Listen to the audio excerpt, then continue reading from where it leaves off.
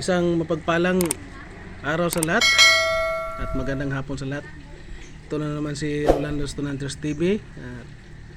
May ipapakita naman sa inyo mga ka-hunters na kakaibang bato na aming nakalap. At dito ako ngayon sa bahay ng aking pinsan na isang teacher, licensed teacher. At isa ding marunong maghunting ng mga kakaibang bato. Marunong din mag-rock hunting.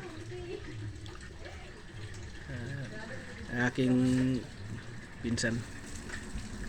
At ito yung mga kanyang mga nakuha sa yung nagsalubong na ilog at saka dagat, yung sa tawag dito sa Bisaya bukana. Yan, nakakuha siya ng translucent na bato. Yan. Yan, ganda. Lago sa ilaw ito.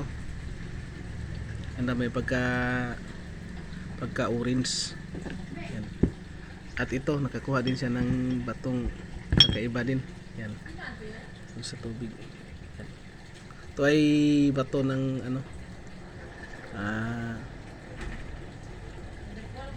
mutya ng hangin. Isa ito sa nabilong ito sa mutya ng hangin. Yan. Kasi may mga nakaikot na sa kanya. Yan o. Walang sira. Yan. Yung gandahan nito yung mga walang sira. Yan. Ito ay mutya ng hangin. Ganda ito. Pang paswerte. Yan. Kasi ang mutya ng hangin ay hindi yan basta-basta magpakita. Yan. Yan yung niya, yung kanyang mata. Yan, may nakaikot sa kanya na paikot. Yan. Yung mga din. At ito yung pinaka niya, yung pinaka-special na nakuha niya. Yung shell. Yan. Legit. Shell. Siguro bato na yan sila. Mga bato na yan. Lagyan natin ng tubig. Ayan Shell na nagiging bato. Ayan Yan. Ito ay pangbihira lang talaga. Yan Century na. Oo, century na daw sabi niya. Ilang years na kaya ito? O sobra pa sa ilang century na. Kasi shell na nagiging bato na siya at fossilized. Yan. Ito ay nakuha niya sa tabing dagat na may ilog din. Kasi nagpakain na kanyang alagang mga baka. Tapos nakakita daw siya ng ganito.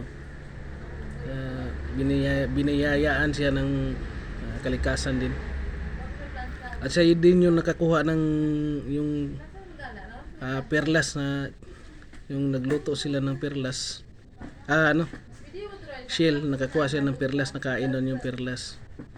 Yung parang bato. Napakaswerte na tao. Kasi mayroong binigay sa kanya kalikasan. Yan.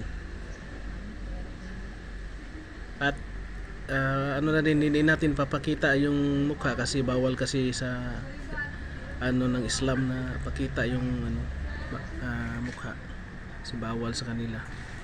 Pero yung mga gamit niya naniniwala din siya dito sa mga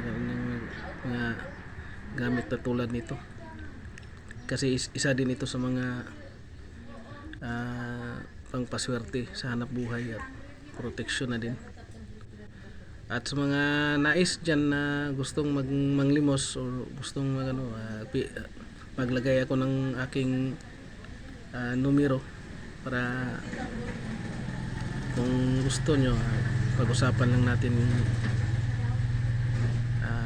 kanyang presyo. Ito ay hindi sa akin, sa kanya ito. Kaya kung sino may gusto lang kasi willing naman daw siya ibigay. Basta magka lang sa presyo. Ito ay rare na ito na shell na nagiging bato. Yan bato yan Sulit. Ganda. At bihira lang talaga ito. At matagal na ako naghunting ng mga kakaibang bato, pero ito ay napaka ano talaga rare. Yan oh. Yan. Ilang years, ilang million years nagiging puzzle yung isang shell.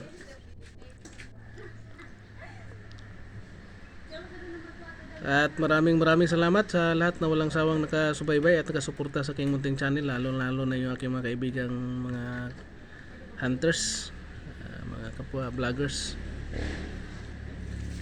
Shout out na lang sa lahat, mega shout out sa aking mga kaibigan, yung aking mga subscribers, viewers. At isang pagpalang araw sa ating lahat. At ito lang muna yung ipapakita ko. At sana ay gabayan tayo palagi ng Panginoong Diyos at bigyan ng maraming blessings. At sa may nais dito ay ano lang kayo, maglagay ako ng numero para doon lang kayo mag-contact at pag-usapan natin yung ano. Kasi willing naman siya ano daw, kasi marami naman siyang ganito.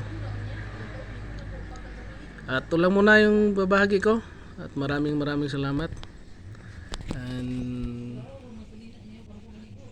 isang mapagpalang araw sa ating lahat.